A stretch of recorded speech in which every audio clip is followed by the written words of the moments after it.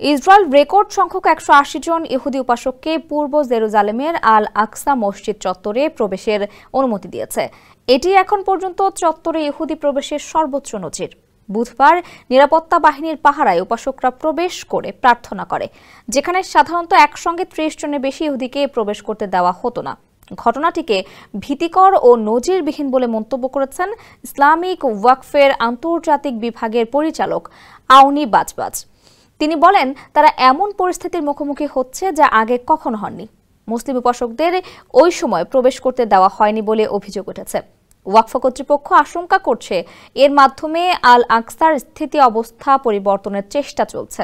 Israeli police জানিয়েছে, সার্বিক নিরাপত্তা পরিস্থিতি বিবেচনায় নিয়েই টেম্পল মাউন্টে অর্থাৎ আল আকসা চত্বরে প্রবেশের অনুমতি দেওয়া হয়েছে।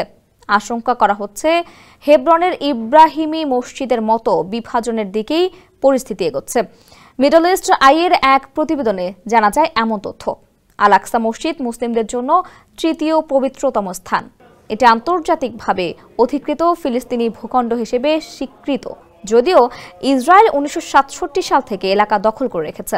সাম্প্রতিক বছরগুলোতে ইসরায়েলি উগ্রপন্থী নেতারা আল আকসায় ইহুদি উপাসনার পক্ষে প্রচার চালাচ্ছেন।